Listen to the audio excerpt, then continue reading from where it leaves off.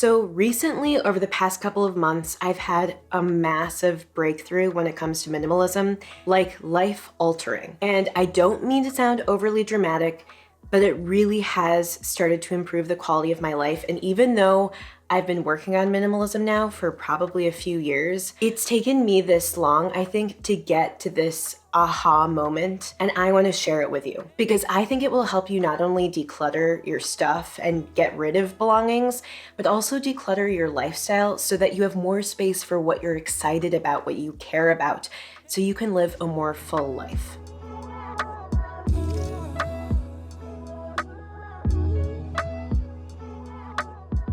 Basically, I've seen a lot of content online talk about getting better at saying no to belongings, saying no to opportunities, or even relationships that just aren't right for you. I don't know, sometimes when I see those videos, part of me is also like, you know what? We only have so much time on this earth. Our clock is constantly ticking. We are constantly running out of time. In a way, we should be just saying yes to everything and just cramming our lives with as many experiences as possible to make sure we're living full and meaningful lives and just experiencing life, not just letting it pass us by. But over time, I've realized, as humans, we just aren't physically capable of always going. Sometimes we need to rest. Sometimes we need to sleep, and we can't do everything. And so because we only have so much time and so much energy, we need to be very thoughtful about how we spend that time and what belongings we give space for in our homes and what friendships and relationships we put the effort into maintaining. A lot of the videos I see talking about saying no talk about how hard it is to say no, that sometimes you just gotta bite the bullet. They give strategies for how to say no. But in reality, usually it's more complicated than that. Like, I was recently watching one of those videos and thinking to myself, I do feel a little too busy. I do feel like there's too much in my life, but I like all the things in my life. Like, I don't want to let any of them go. And there are pros and cons to some of them, but there isn't one clear relationship or one clear aspect of my life that I just want to cut out altogether because it's not clear cut that way for me. And so I realized the problem is that we are indecisive about what we want to do, how we want to spend our time, and who we want to spend it with. And so I've realized there is one way to think about this that will help clarify what you should say yes to and what you should say no to, or at least a strategy that's worked for me. I think part of the reason why we don't know what to say yes to and what to say no to is that we haven't clarified it for ourselves. We're not sure of our own values and what's genuinely the most important to us. Most of us don't take the time to sit down and think about what is important to us. What do we enjoy spending the most time doing? Who do we most enjoy spending time with? What are issues that I'm passionate about or that I wish I knew more about? What are the types of activities that leave me feeling energized and excited versus those that just deplete my energy? Maybe deep down we know our values, but we're not really revisiting them and remembering why they're important to us. But I can look back at my own life at times where I didn't take the time to think about my values and what was really important to me. And it led me to maybe make decisions that, if given a second chance, I would have made differently. I think back to when I was in college and I was deciding on a major and what to pursue in my life. I decided to pursue psychology and to make that my major. And why? Because I thought it was a nice intersection between something I was organically drawn to, something I was interested in. I enjoyed reading the textbooks. I loved learning the concepts and understanding the science behind it. And then on top of that, it felt like kind of a practical profession. I felt like either I could be a professor, but also, since being a professor is hard, if that didn't work out, I could be a psychologist or work in a hospital or even be a consultant for companies. And so quickly, at the age of like 18 or 19, here I was making this decision about what I would do for the rest of my life, or at least what I thought I would do for the rest of my life.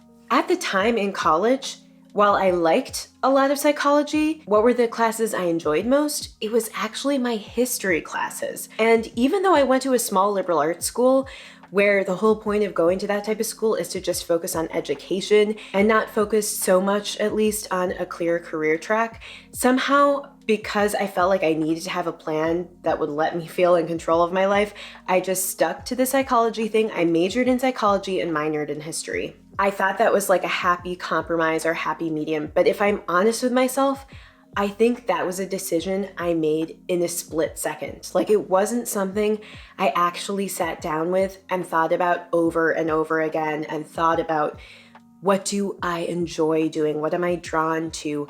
What are my values here? And as a result, I did end up pursuing psychology.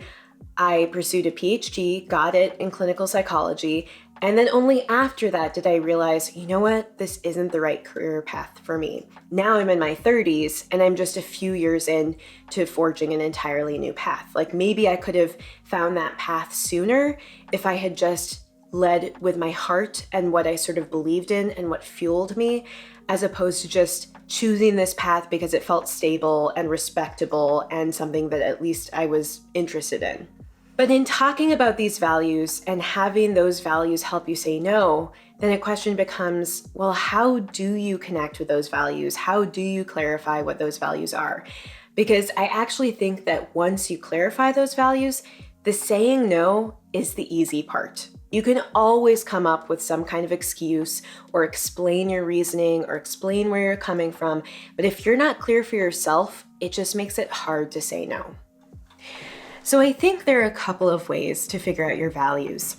And the first is to sit down and actually take the time to write down, the top 3 or maybe even 5 or 10 priorities in your life, things that are important to you. If you were living in the best way possible, whatever that means for you, what would be the things that you would be prioritizing? And actually, sometimes it's helpful to almost close your eyes and to envision your future. Like, if you were living your dream life or the best possible life, what would that look like?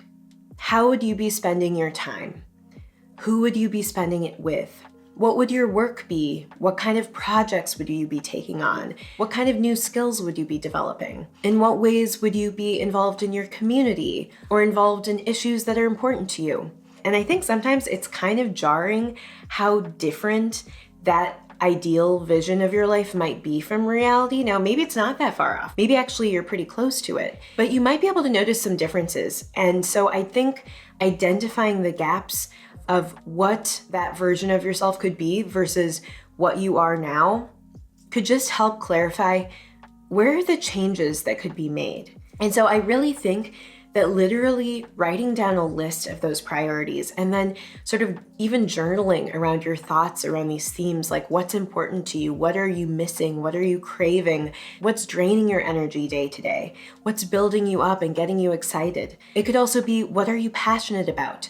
Even if some of the tasks are draining, are there meaningful activities that you want to engage in more? Like maybe, for example, doing volunteer work is really draining, but at the same time, very rewarding and meaningful to you. And maybe you want to fit that in more. And when you can answer those questions with clarity and purpose and contentment, then you can start building a life that's more consistent with those values. And then a second way I think that you can help clarify your values is when you're in that decision mode in a particular situation and there are multiple values you're weighing out, to actually sit down and write down what values are at odds and how they play out in this situation. Taking the time to self-reflect can have rippling effects on your life and help you steer your boat and navigate through the river of life, to go on with this metaphor, as opposed to just letting the water steer your ship and just following the current. If you do that self-reflection and think about what's important to you in the context of a particular situation and spend time thinking about it or even talking about it with someone you trust, that will help you so much, I think, in making the actions that will allow you to live a more values-consistent life and therefore a more fulfilled life. I say this in terms of life experiences, but it also applies to even decluttering and getting rid of belongings. I mean, sometimes you just got to sit down. If you're able to have this values lens on all the time and you're able to sit down and say like, hey, do I want to bring this object with me into my future or not? It really is a question of, will this object bring me joy or meaning in the future? Or am I just bringing it forward with me for other less important reasons? And I think that is how you learn to say no. Because when you are really in tune and crisp on what's important to you and why it's important to you and how that concept applies to the situation, it then just becomes a question of how you say no and the logistics as opposed to also on top of that, not being sure if you're making the right decision. Part of the difficulty in saying no is not being sure you made the right decision. And part of this might be taking risks. Sometimes saying no to things and you're not sure you're making the right decision, but doing it based on your values and then seeing what happens. Applying this to my life in a more methodical, strategic way and doing it regularly has allowed me to kind of like just prioritize and tighten up my life in a way that's given me a little bit more space. And it's something that I've applied to the big picture things like pursuing more creative interests and quitting my psychology career and totally changing gears. But it's also applied to little things like saying yes or no to a favor or to going to something. And it doesn't mean always saying no. Sometimes it's saying yes, but when it makes sense. I will say, to me, minimalism isn't about saying no. It's actually about saying yes. Yes to the things that you love and are passionate about. Also, if you're new here, I'm Aylin. Welcome. Thanks for watching the video this far. If you want to see more videos on simple living, minimalism, and building an empowering mindset, then hit the subscribe button below. And if you enjoyed watching this video, hit the thumbs up button. It's a great way to support the channel. Just taking the moment to do that can make a big difference for me. So I guess that's all I have for you today, but thank you so much for spending this little bit of time with me, and I hope you have a wonderful rest of your day. Bye.